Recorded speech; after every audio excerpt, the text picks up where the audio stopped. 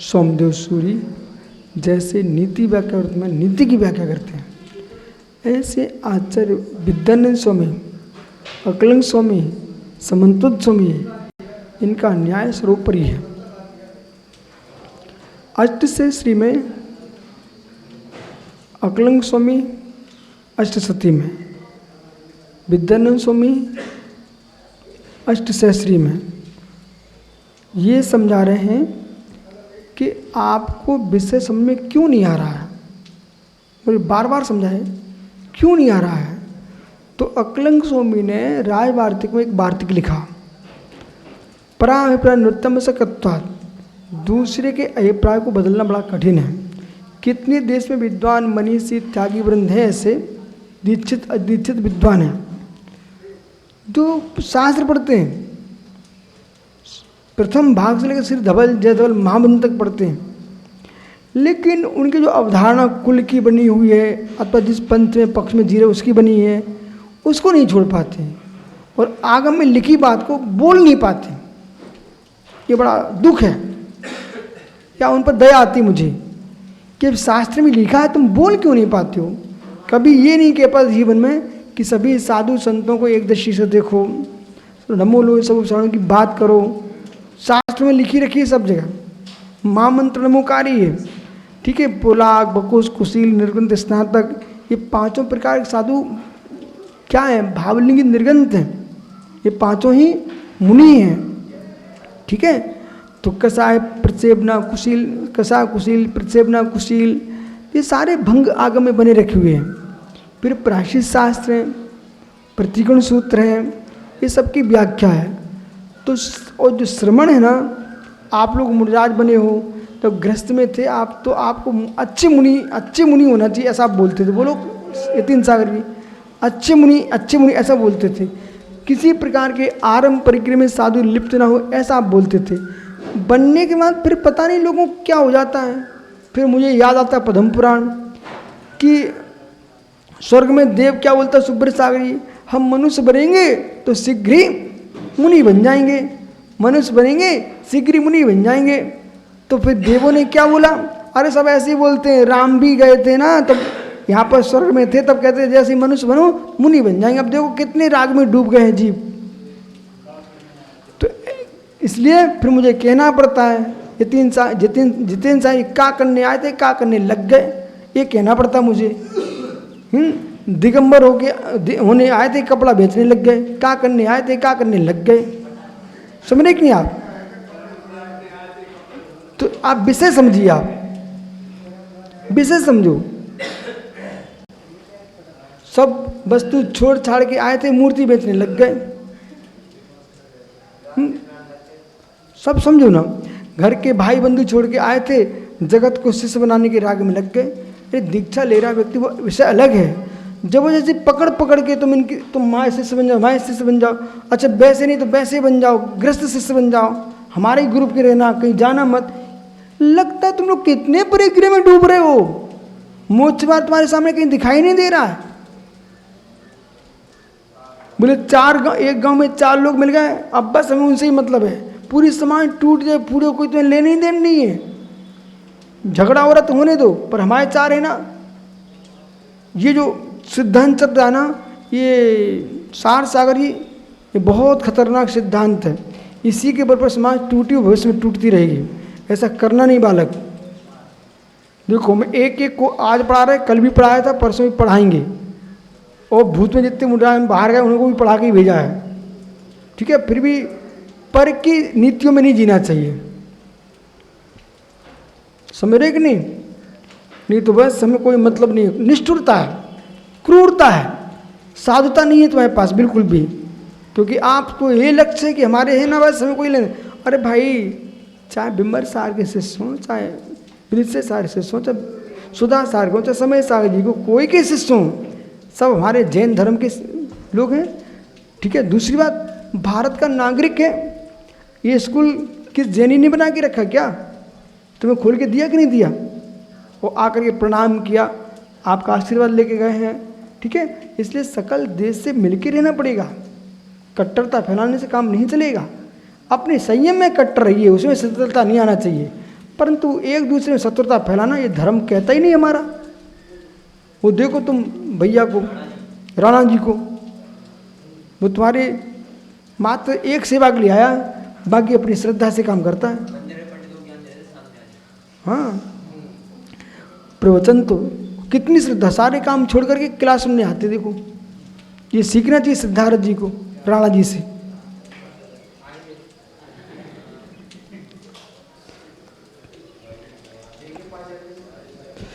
भेदा भेद वक्ष्योर वस्तु निबंधत्व, इन्होंने आचार्यों ध्यान रखना। इधर देखो, आप एक प्रश्न कर सकते हो निर्विकल्प सागरी, जब इतनी एकता की बात कर रहे हो तो सबके खंडन क्यों चल रहा है? अरे खंडन कुछ सिद्धांतों में तुम प्रवेश ना करो, तुम्हारी आत्मा दया कर रहे हैं, लेकिन वैसे सत्यता नहीं सिखा रहे। वो समन्त स्वामी ने क्या कहा? समन्त स्वामी ने सबसे बड़ी खंडता का पाठ सिखाया तुम सबको।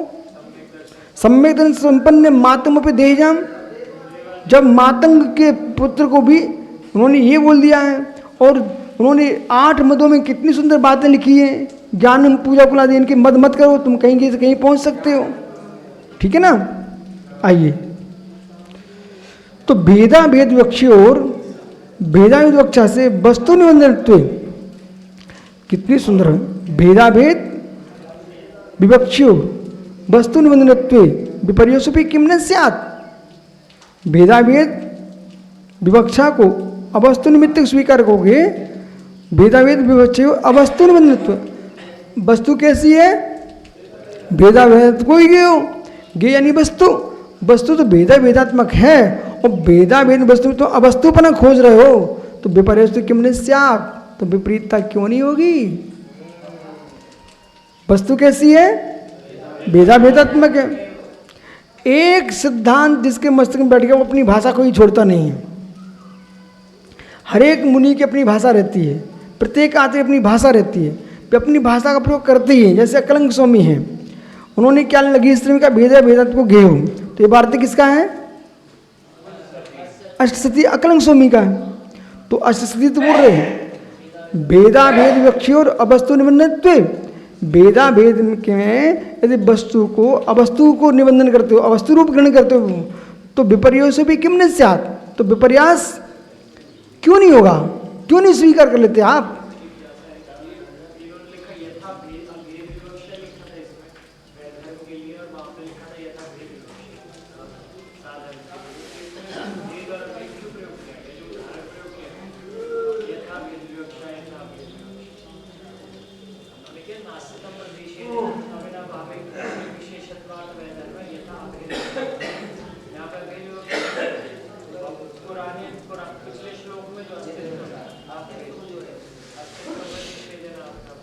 जितने अस्तित्व हैं सब कैसे हैं? भेदात्मक। बहुत बढ़िया, अरे गजब का विषय। अस्तित्व कैसे है? भेदात्मक। द्रव्यपेक्षा भेद अस्तित्व है, 6 द्रव्य नहीं बनेंगे ना, अस्तित्व का भेद करना पड़ेगा। अस्तित्व अस्तित्व सदरूपत्वम, जब अस्तित्व को सदरूपत्व को ग्रहण करेंगे हम, तो हमको प्रत्येक द्रव्य का स्वतंत्री अस्तित्व ग्रहण करेंगे आप। हमने अस्तित्व को अभेदात्मक कर दिया, अस्तित्व को भजब गजब, अस्तित्व को लगता उल्टा है। अस्तित्व को सुनिए भाई, श्लोक ध्यान दो, अस्तित्व को अभेदात्मक कर दिया तो सारे अस्तित्व महासत्ता की पेचा से एकत्व है, आवंत स्तंभ को एकत्व नहीं है। फिर आपको शुद्ध संग्रहणे के पास जाइए, अशुद्ध संग्रह के पास जाइए, लेकिन संग्रहणे के साथ भेद व्यवहारने भी तुम्हारे पास है। तो यदि हमने अस्तित्व को अभेदात्मक कह दिया, अस्तित्व अभेदात्मक है, अस्तित्व वेदात्मक है, अस्तित्व में द्रव्य को ग्रहण किया जाता है। अस्तित्व किसको ग्रहण कर? द्रव्य को। भेद कौन करा रही? पर्याय। वस्तु भेद कौन कराएगा? पर्याय ही कराएंगी। गुण कराएगा, तो गुण क्या है? पर्याय क्या? गुण विकारा पर्याया, गुण का विकार ही तो पर्याय है। ओह, कई सालों के उत्तर तुम आज मांग रहे हो। अस्तित्व जो है ना भेदात्मक ही होता है।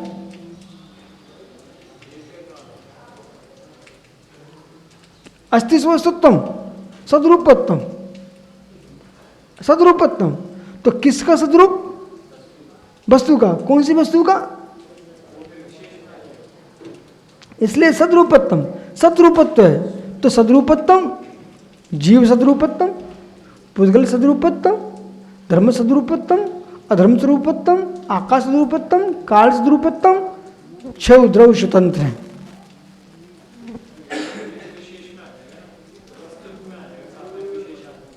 अभी हम विशेष बना ही नहीं रहे ना, सदरूपत्व। तो तुमको सभी तरह का सदरूप हो ना, अस्थिरूपत्तम सदरूपत्तम। लेकिन तुम्हें सदरूपत्व के साथ में ध्यान रखना पड़ेगा अत्यंता भाव का। कितने सारे भंग तुम्हारे पास।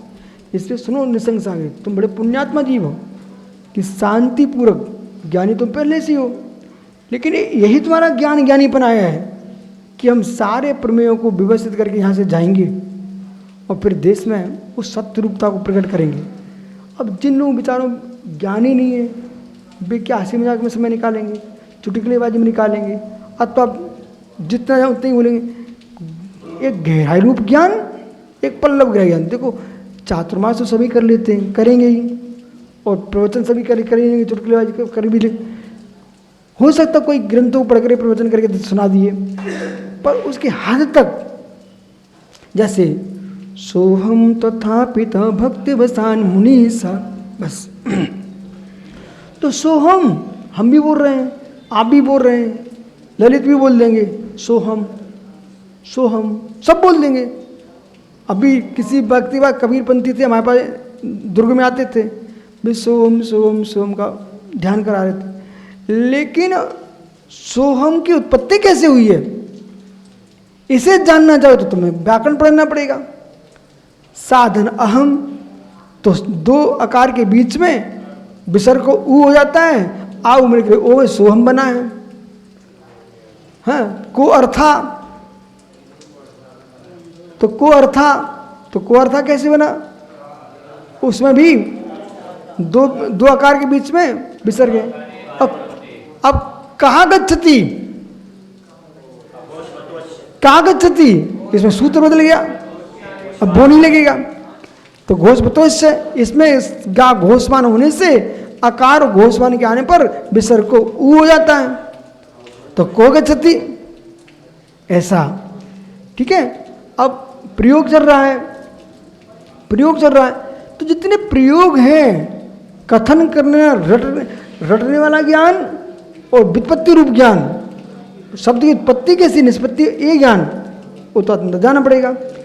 आपको मैंने पढ़ा दिया कि भाई ऐसा ऐसा तत्व है, इतना पढ़ लिया, इसके बाद आपको उसकी गहराई कितनी है, प्रवचन चल रहा ना बेटा।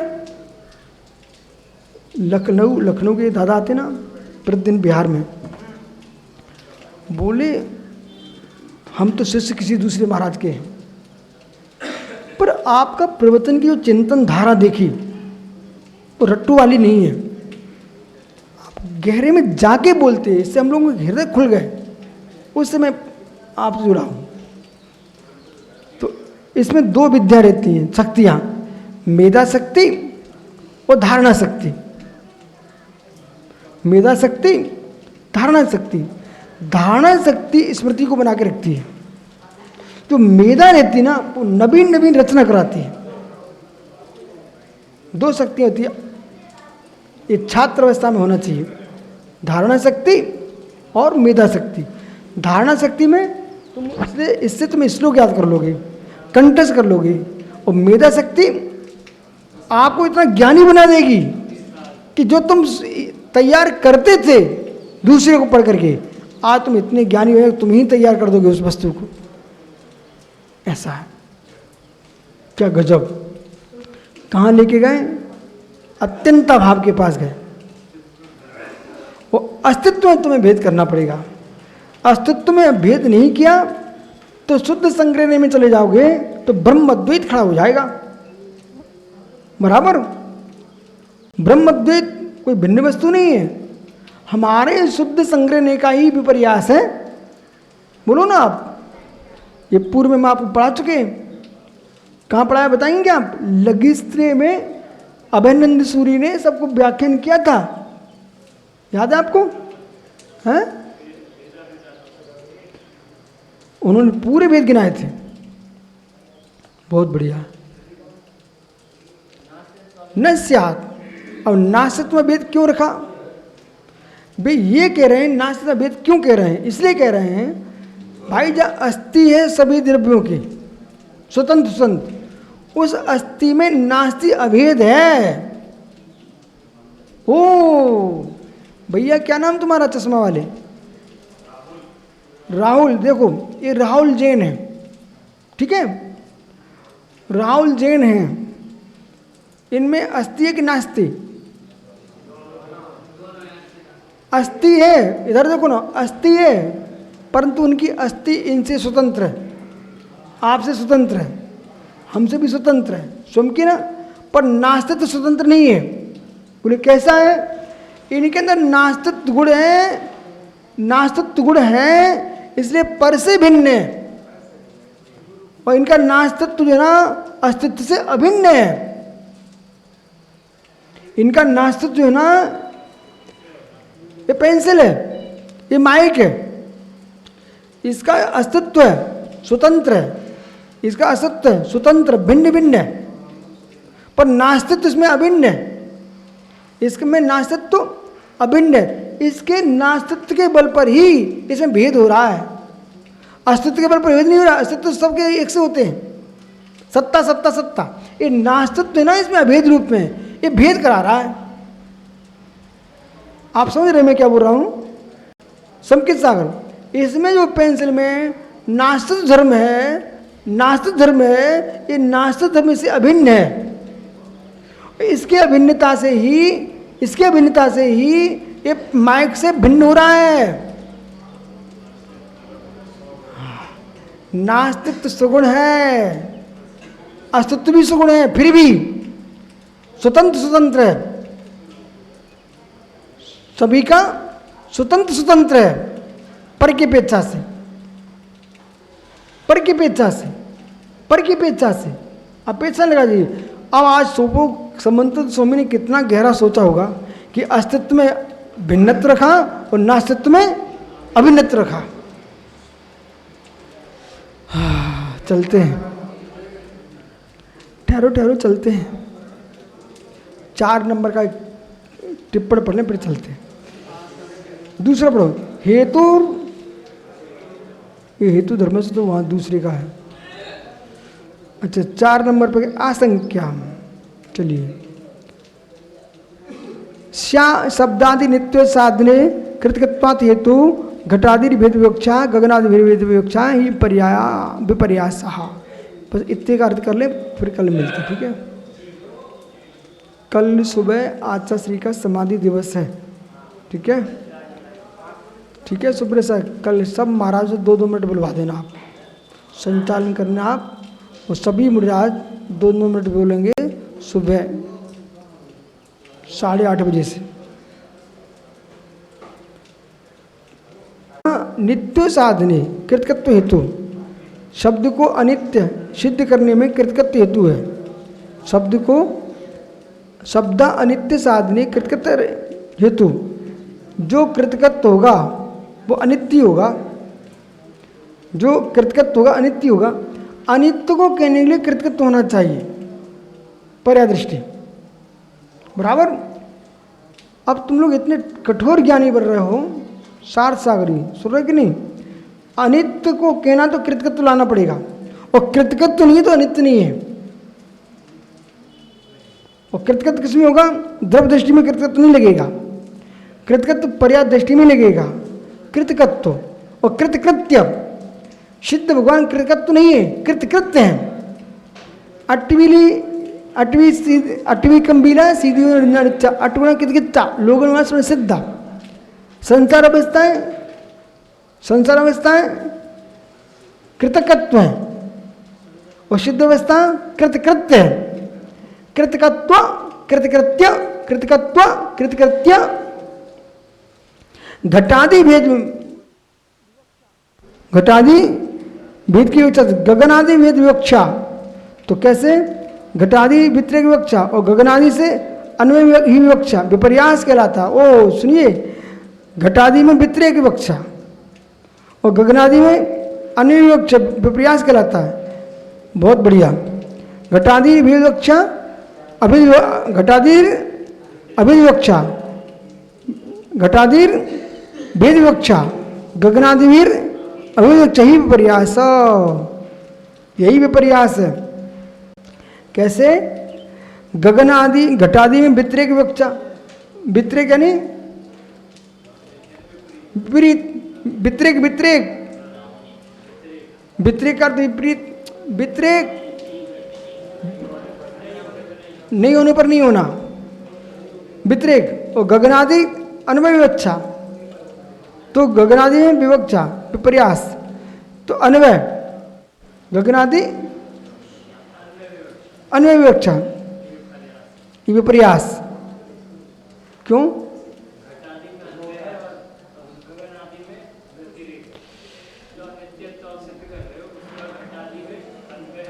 तो जो नित्यत्व सिद्ध कर रहे हो अनित्यत्व, तो अनित्यत्व में आपको क्या कहना पड़ेगा? घटादि में आपको लगाना पड़ेगा अन्वय।